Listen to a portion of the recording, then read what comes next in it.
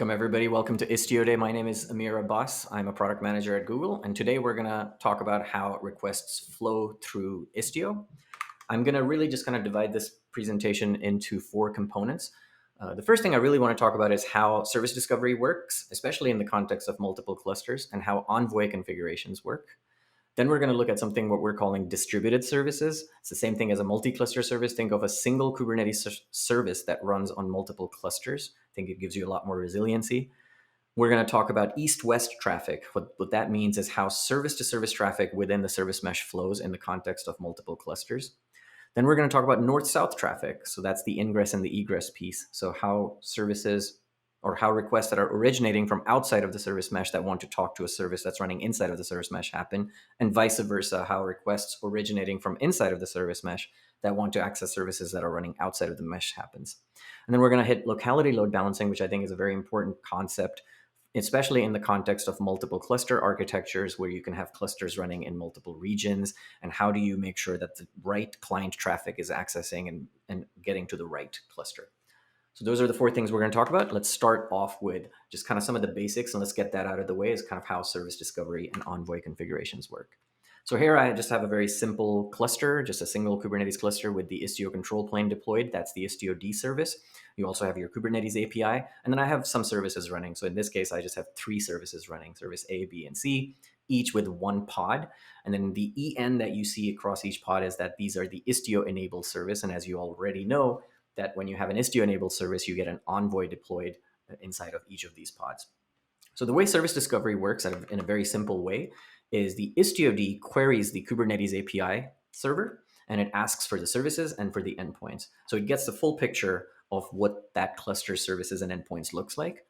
And then it furnishes those configurations for each of the envoys. So now every single sidecar envoy running with every single pod has kind of the same picture. So Istio creates its own Istio registry based on Kubernetes registry, and then it translates those configurations and then pushes them out to Envoy. So it's kind of doing two things. It's doing service discovery by querying the API server, and then it's doing the Envoy configuration by taking that service discovery and converting it into Envoy configs. And then the routing really just kind of happens the way your normal routing works in Kubernetes. So inside Kubernetes, pods can talk to each other. So Istio really doesn't have anything to do with layer 3 and layer 4 routing. So it just essentially just creates a routing rule and then relies on the underlying cloud provider to provide the routing for you. Let's talk about distributed services. So again, same exact picture. I have the three services running. In this case, I have two Kubernetes clusters, and both Kubernetes clusters have an Istio-D control plane. This is something we call a multi-primary architecture. What that means is that I have a control plane running in every single cluster, and that's the Istio-D. And then the same thing is happening. I have the Istio-D querying its own Kubernetes API, getting the picture of what all the services and all the endpoints that are running, and then furnishing the Envoy configs. In the multi-cluster architecture, something else is happening, especially in the service discovery case. So in this case, you can see that the thick dotted green line is showing that the Istio-Ds, the two Istio-Ds, are also doing service discovery across from the other cluster. So the Istio-D goes ahead and queries the cluster using a secret for all other clusters that are running in the mesh and gets the same information. Hey, what are the services that are running and what are the endpoints that are running? But it only does the configuration for its own envoys that's running with its own cluster. So that's kind of the multi-cluster service discovery. And this is how you get distributed services. So in this case, I have a distributed service A, for example. It's one service, but it's running two endpoints, and they both happen to be running in two different clusters. And I can get that service by just going to service A.namespace, just like how you would normally do. Now, all of this is happening without you having to do any custom resource or without you having to configure anything with Istio, right? This is just kind of out-of-the-box ambient experience that you just get. And again, the routing just kind of happens underneath the covers. Istio really doesn't have anything to do with it. So for example, if you're running this in GKE, in a Google Kubernetes Engine cluster, we have container native load balance or routing. What that means is that any pod can talk to any pod, even if it's running on two different clusters. So in this case, if pod A in service A wants to talk to service C, it actually sees two endpoints, and it can go to both, right? So it can go to the pod C that's running in its own cluster, or it can go to pod C that's running in the other cluster. And the benefit of that is that, let's say one of these pods is down. Let's say you're taking that cluster 2 down, or you're doing some maintenance, or you're upgrading that service. Now you can do that in a very controlled way. So you can take service C down in just cluster 2. I still have a healthy service C pod running in cluster 1. And so pod A can still talk to pod C. So in general, you haven't taken that service down, even though you've taken the cluster or a service in another cluster down. So distributed service in general are more resilient. So let's take a look at how this actually works. So here I'm in my shell. I have 3 clusters. I have GKE West. It's a GKE cluster running in the West region. I have GKE Central, another cluster running in the Central region. And those are my 2 application clusters. That's where I'm going to run my distributed services. And then I also have a GKE Ingress cluster. We'll talk about that later. That's there to set up multi-cluster Ingress. So let's go into the West cluster and let's take a look at the services running in the default namespace. We can ignore the Kubernetes default service, but we are running 2 services. We are running a where am I frontend and a where am I backend service. It's a very simple Python service. All it does is you curl any one of these services and it returns just a bunch of metadata in terms of which cluster it's running in, which region, zone, pod IPs, and so on and so forth. And the way it works is you curl the front-end service, the front-end returns the metadata, and then front-end curls the back-end service, and then the back-end also returns the metadata. And so you get to see both north, south, and east, west in kind of the same request. If we go to the other cluster, so the GKE Central cluster, and if I do a kube control get service, again, I'm running the same 2 services. So I'm running where my front end and where my back end. So essentially I have 2 distributed services, a front end and a back end. They just both happen to be running on both clusters. Let's go back to the West cluster and let's look at the pods. And you can see for each of those services, I'm just running 1 pod each. So there's a 1 front end pod and 1 back end pod. So the first thing I want to do is I want to make sure that the service discovery is working properly. And for that, I'm just going to pick any one of these pods, and I want to look at the sidecar proxy config for that particular pod. Now with Istio, there's a utility, a CLI utility that's called Istio Control that comes with that. So I'm going to use that Istio Cuddle utility to look at this front-end pod sidecar proxy configs. I'm going to copy this pod name. I'm going to do Istio Control, proxy config, and what I want to do is I want to look at just the endpoint for the proxy config for that particular pod. And then I also just want to look at it for the backend service. So I'm just going to grep for backend, otherwise it's going to give me the entire list. And here you can see that I'm seeing 2 endpoints for the backend, for the where my backend service. So from the perspective of the front end pod running in the GKE West cluster, it sees 2 backend pods, not 1. And recall that up here, or actually I haven't done the pod IP. So let's take a quick look at the pod IP. Actually, you can see that the pod IP for the West cluster is right here. So you can see that 10.12.2.11 is the pod that's running in the West cluster, and that's this first endpoint. And then the second endpoint is actually the pod IP of the other cluster, running in the other cluster. So if we go to the CK Central cluster and we look at kube control get pods again, and you can see that here's the backend pod, and the IP address of this backend pod is 10.20.3.10, which is that second endpoint. So what this is telling me is that service discovery for multi-cluster service is working fine, as well as the Envoy configuration is properly configured. So the Envoy, this particular Envoy in the front end is properly configured. This is usually the first thing I check when I'm doing any kind of data plane troubleshooting. All right, so now I'm going to go back to the West cluster. I'm going to look at that service address. So I'm going to copy this address. What I'm going to do is I'm just going to curl that address. So what I'm trying to figure out is how is routing working in this particular example. So at the very top, you see this section, this JSON section, that's the backend result. So that's the backend metadata. So you can see that in this case, it's hitting the backend that's running in the GK Central cluster. We can just pretty much just look at the cluster name here. And then at the bottom section, we're seeing the front end metadata. So here you can see that I'm hitting the front end in the West cluster, which makes sense because I'm curling the external IP address in the West cluster. So it's always going to hit the front end of the West cluster. But from the West to the back end, remember it's seeing 2 IP address. So it should just go round robin between the 2. So the first time I did it, it hit the GK Central, so it hit the other cluster. So just pay attention to the backend result cluster name. I'm going to go ahead and hit curl a few times. And you can see the second time I did it, it's hitting now the West cluster. And if we do it again, West again, West again, West again, and now back to Central. West. So you can see that it just kind of bounces back and forth between Central and West. Now this might not be the desired intent, but at the same time, the distributed services is working fine. Now, another thing I can do is I can, and by the way, I have not configured anything in the Istio configuration. So this is all just stock Kubernetes. I have configured multi-cluster service discovery, but besides that, all of this just kind of works out of the box with Istio. So another thing I want to do is I want to check failover. So here I'm going to the GKE West's front-end pod, but from the West I can go to either backend. So what I'm going to do is I'm going to simulate a failure of the backend pod running in the West cluster. And the way I can do that is I can just scale the backend deployment. I can just scale that down to 0, right? So I'm just going to scale that replica down to 0. And if I do a kubectl get pods, you can see that it's terminating. And now if I do a curl, the backend should only always point me to the GKE Central, right? So I'm going to just keep doing that curl, and you can see that it's always going to GKE Central. As a matter of fact, I can confirm that by running that Istio control proxy config command again. And I'm going to look at that front-end pods proxy config again. And now I'm only seeing a single IP address for the backend service. So now the front-end pod says I only see one healthy endpoint, which happens to be running in the other cluster. And if I scale that replica back to 1, and as a matter of fact, we can just do that real quick. Once that replica is healthy again, now I'm going to go back to the round-robin way of load balancing. So if I look at the pod again, it's almost up. Just waiting on that second proxy. Now that it's up, if I do that curl again, you can see that backend is hitting the West cluster again. So this is great if you want to do some maintenance, if the cluster is down, if the service is going through some sort of a scheduled maintenance event, you still haven't taken the service down, you can always hit the other one and you didn't have to configure anything.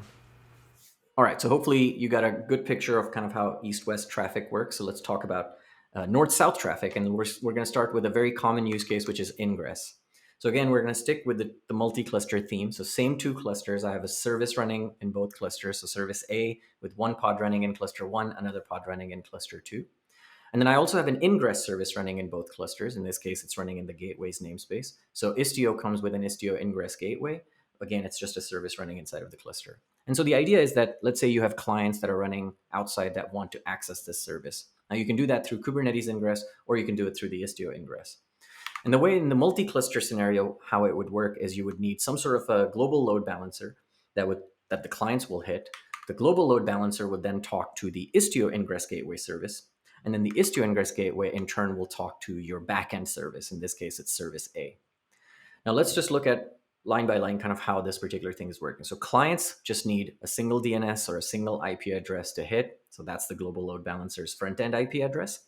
Then from the global load balancer, you have 2 backends, which are the Istio Ingress gateway services.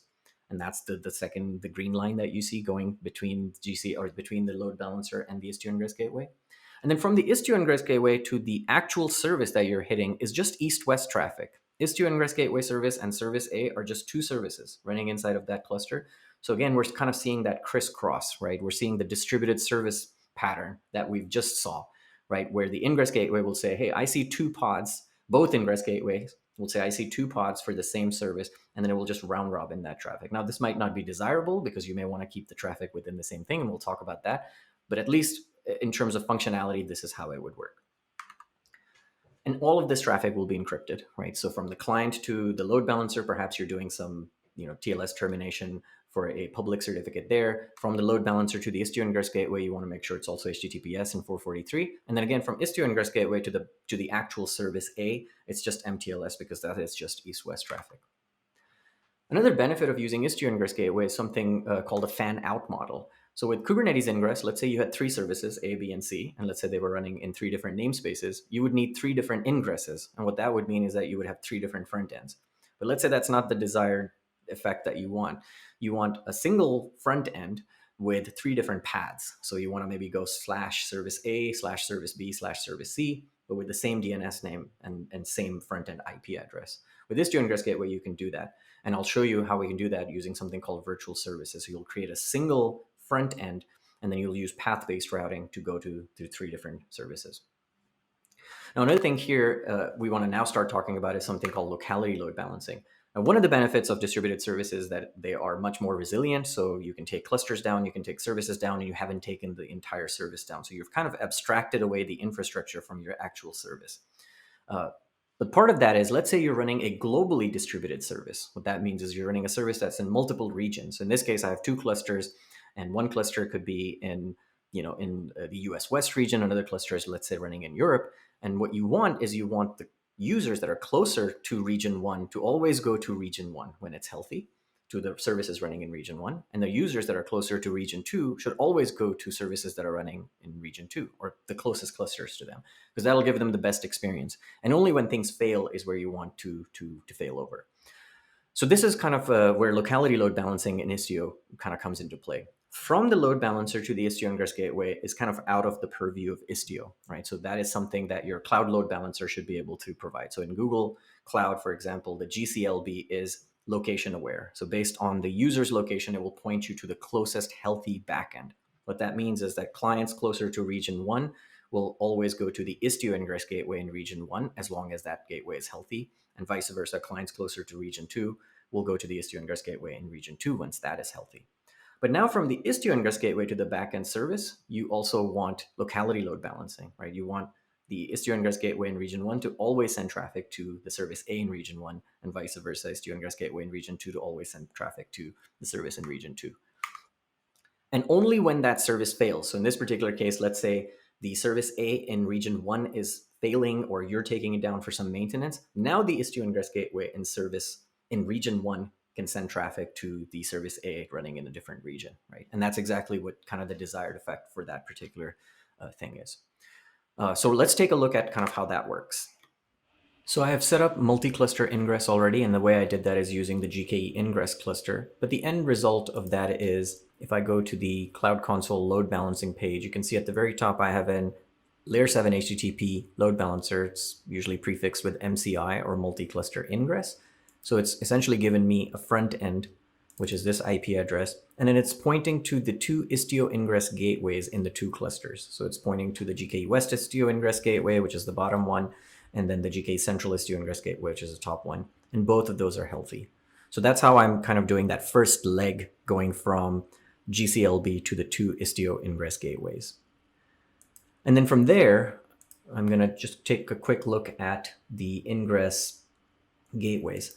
So this is the first kind of custom resource for Istio that I'm showing you right here, which is the gateway resource. So the first thing I've done is I'm creating a gateway in the Istio system namespace, and I'm selecting the Istio Ingress gateway pod.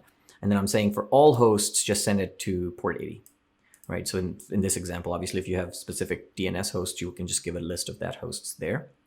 And then the second thing is I'm creating a virtual service for the front end service in the default namespace. Again, for all hosts, I am choosing that is the front-end gateway that I just showed you in the Istio system namespace. And then I'm routing all traffic back to the front-end service, right? And recall that the front-end service itself is a distributed service. And then I have both of these resources deployed to both clusters. So that's how the Istio Ingress piece is working. All right, so then all I need to do is I can just curl this IP address. I'm just going to copy this IP address, go back here, make the screen a little bit bigger. So if I curl this IP address, again, I'm getting the same results. But how is this traffic traversing the mesh? So first thing is I'm going through that front-end GCLB IP address, which is that 34.98.75.8 address. From there, it's going to either Istio Ingress gateway, which is really not being shown here. From the Istio Ingress gateway, it's going to the front-end service. And then from the front end, it's going to the backend service.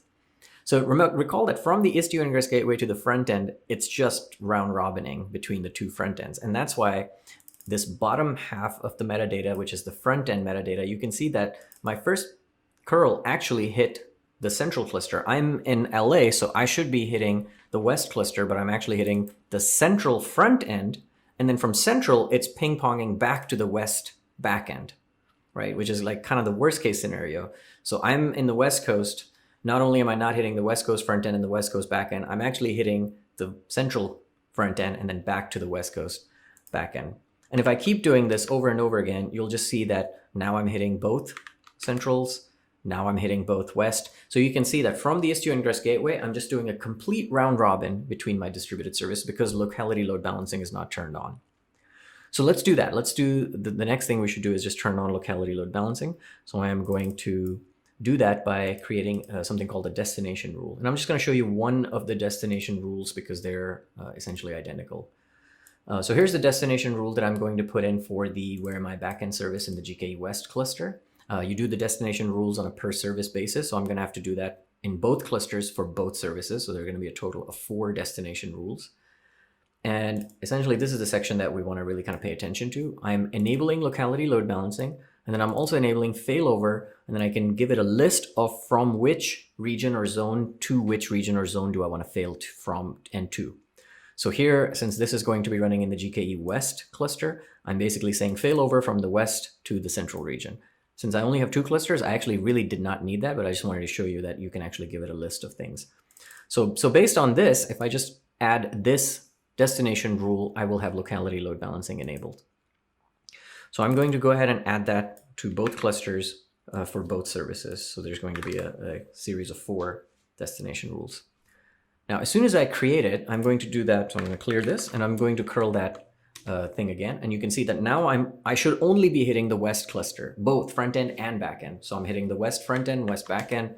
No matter how many times I do that, since I'm in LA, I'm hitting the west coast front end and back end. And now that is the desired effect. If you were closer to the central region, you will be hitting the central thing. Now, the failover works exactly the same. As a matter of fact, we can demonstrate that too. This time, I'm going to just fail over the front end, and I'm going to just scale the front end down to 0. So front end replica deployment in the west cluster, I'm going to just scale that down to 0 to simulate a failover. And now if I do the curl, you can see that now I'm hitting the central cluster's front end and the central cluster's back end, because the destination rule in the central cluster says stay within that cluster as long as there is a healthy endpoint there. And no matter how many times I do that, even though I'm in the west coast, but since my front end is down, I'm essentially going to hit the other front end. So that's kind of a way we want to configure multi-cluster ingress. All right, so hopefully that gave you a good understanding of how Ingress works, locality load balancing with Ingress, east-west traffic, and how locality load balancing works on the east-west side as well. Lastly, let's just take a look at egress. And egress is really a single cluster concept. It's just how traffic can egress your mesh. So a service, in this case, service A, wants to talk to something that's running outside of that. How can you do that? There are a couple of patterns I'm going to talk about. The first thing is you can deny all egress when you install Istio. And as a matter of fact, when I installed Istio to these 2 clusters, that's how I did it. I did it so none of these services can talk externally to any other service. They can only talk to services within its registry. And then I can open up specific services that I want to allow them to talk egress. So the first pattern I want to talk about is something called the egress gateway pattern. In this case, I have an egress gateway. Again, it's very similar to an ingress gateway. It's just a service that runs inside of Istio as a service. And I can route all traffic through that particular one single point. And the value of that is twofold. One is you can audit everything leaving your mesh through a single point, because I can turn on access logging for that particular egress gateway and I can see what traffic is leaving. And then secondly, let's say you only have a certain VMs that have external access at all to the internet, and you want to route all traffic through those VMs. Now I can have this egress gateway service only running on those VMs, and I can route traffic through that particular gateway. Another value of that is you can do things like TLS origination. So between the service A to the egress gateway, again, it's just east-west traffic, so that's always going to be MTLS. But then going from egress gateway, you can actually enable TLS. And then the last one is I can just allow direct egress access from the sidecar itself. So let's say you have every single node can talk to the internet, but you still want to control exactly which service external to the mesh that you want to talk to. You can do that too. So you can still keep, by default, you can still have, so only the registered services can talk, and then you can one by one allow external services like Google APIs or Google.com or any other service that you want that is running outside of the mesh, and you can just egress it through that. So I'm going to show you both of those now. Okay, so the first thing I want to show you is when I deployed Istio in the mesh config. First of all, I have the access logging enabled, and we're going to look at some of the access logs. But then I also have this outbound traffic policy set to registry only. And what that means is that any traffic exiting any sidecar proxy can only access services by default that is part of the Istio registry. In short, that is part of the service mesh. So if I want to hit anything that's not part of the service mesh, I will not be allowed. And the way we can do that is I'm just going to pick one of these pods. So for example, I'm just going to pick this front end pod. And then from here, I'm going to try to access an external service. So I'm going to access google.com. So I'm just going to run that command real quick. So I'm just going to do a pure, just a plain wget from that pod. So here I'm just doing a wget, and I'm just looking for the server response, and I'm trying to get to www.google.com. And you can see that I'm getting a 502 bad gateway. So because this google.com service is not part of the service registry, not part of this registry, it's not letting me do that. So in order to allow that, I need to add a service entry. So here's a service entry, part of the Istio networking API. And you can see that I'm creating a service entry for the host www.google.com on port 80. I'm going to resolve it just using typical DNS, and then this is a mesh external service. So I'm going to apply this service entry now to this cluster. So let me make this bigger. Oops. All right, so now that the service entry is deployed, I'm going to run the exact same command again. So let me clear this. And now I can get, so again, I'm going to www.google.com, and now I'm getting 200. And if I go to something else, so I'm going to try to access a different service. So in this case, I'm getting bing.com and I'm getting bad gateway. And we can confirm that by looking at the access logs of that particular proxy from which I'm originating this request. So I'm going to just do, I'm going to just grep for Google inside of that proxy logs. And you can see that here's the Google request that went out and that was fine. And then I can do another one for Bing, for example, and you can see that that one was blocked. So I can see that from the sidecar proxy which requests are blocked and which requests are going to. So this is a direct method of just sending traffic directly out to a service. So it's not going through the egress gateway. But now let's assume that we want to deploy, or we want to access all external services through a single central point or through the egress gateway. So how do we do that? So in addition to the service entry, we also need a gateway and a virtual service, very similar to how we did it in Egress. So the gateway is extremely self-explanatory. It's just a gateway that selects the egress gateway, so that's the selector on port 80, and then this time I'm actually defining exactly which host I want this gateway to be used for. And again, you can give it a list of hosts, or you can make this also a wildcard. And then here I have the virtual service for that particular one. Now this virtual service has two match sections.